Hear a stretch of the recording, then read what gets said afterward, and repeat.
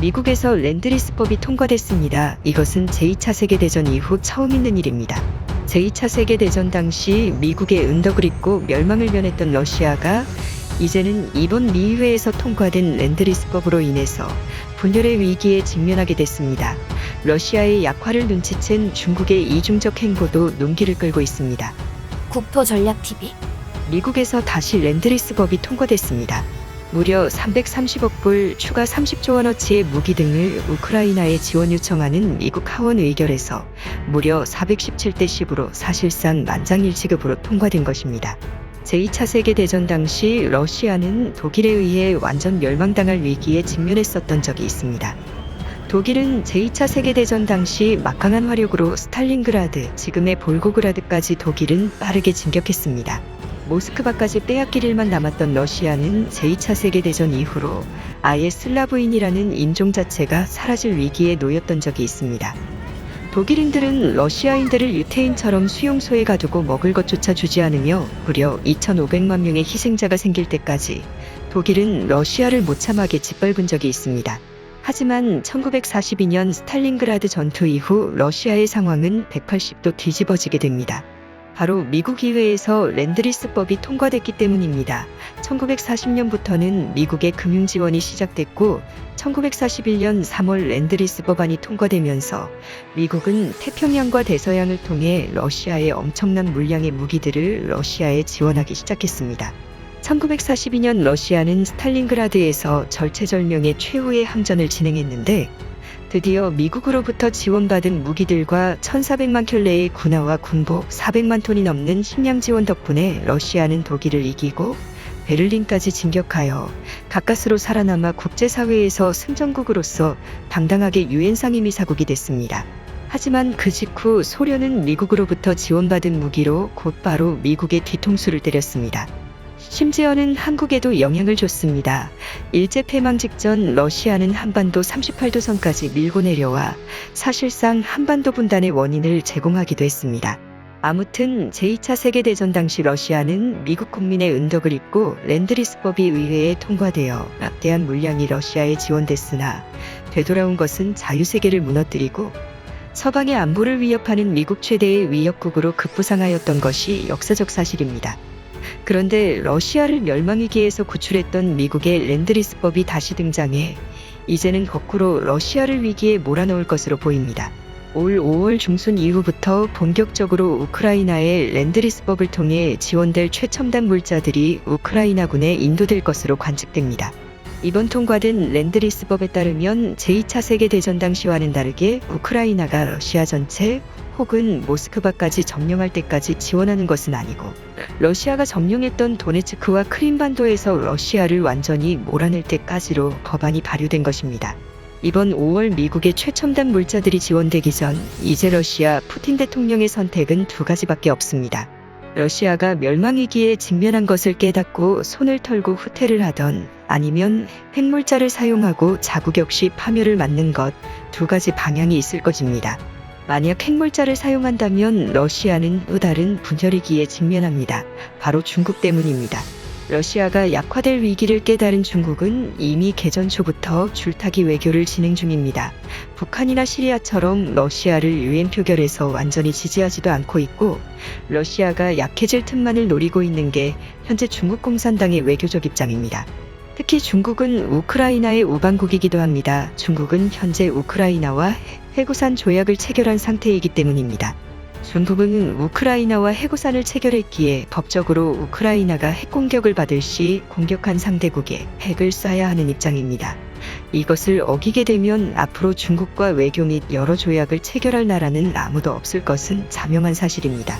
우크라이나는 중국의 핵무기 개발 및 대륙간 탄도미사일 개발 등을 지원한 바 있는데 그에 대한 대가로 중국은 우크라이나에 해구산을 제공한 것입니다. 이 때문에 우크라이나가 핵공격을 받으면 중국도 모스크바에 핵을 쏴야 하는 것입니다. 이를 노리고 중국은 과거 19세기 말 옆 연해주 등 러시아로부터 잃었다고 주장하는 예청나라 영토의 수복을 노릴 수 있는 사상 초유의 상황에 직면할 수 있습니다. 이미 중국은 러중 접경지대에 엄청난 중국인들을 심어놓았을 뿐 아니라 심지어 우크라이나에 대한 인도적 물량 지원에 나서고 있는 상황입니다.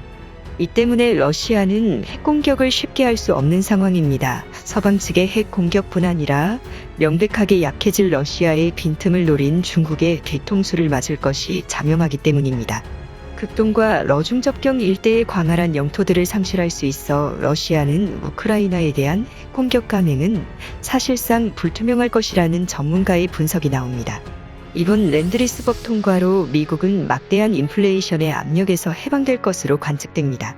서브프라임 모기지 사태 그리고 전 세계적인 질병 사태 이후 풀려난 달러들을 소각할 수 있는 기회가 생겼기 때문입니다.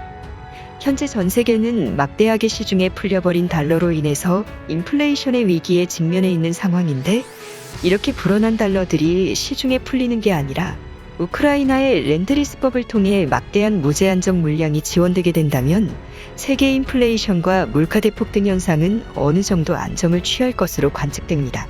이는 달러 경제권인 영국, 서유럽, 한국, 호주, 일본 등 미국과 우방 관계에 놓여 있는 제1세계 경제권의 혜택이 되는 일이 될 것입니다. 현재 한국은 외교적으로 러시아가 아닌 우크라이나를 명백하게 지지하는 입장입니다. 서유럽과 호주, 미국과 같은 입장으로 우크라이나 측에 많은 인도적 물자 지원에 나선 상황입니다. 하지만 당장 러시아의 침공 위기에 직면한 유럽연합 국가들과 같이 무기 지원을 하고 있지는 않습니다. 러시아와의 불필요한 전선 확대가 한반도에서 일어나는 것은 바보 같은 일이기 때문입니다. 현재 러시아에서는 한국의 외교적 행보에 매우 주목해서 언론 보도에 나서고 있습니다.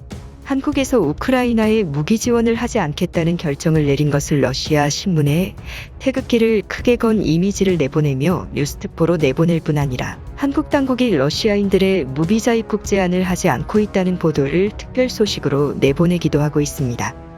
그동안 러시아와 우호적 관계를 유지해왔던 한국의 러시아에 대한 국제적 메시지는 러시아 국민들과 또 러시아의 지도자들에게는 그 어느 서방국들과는 다르게 큰 메시지를 주고 있는 상황인 것입니다.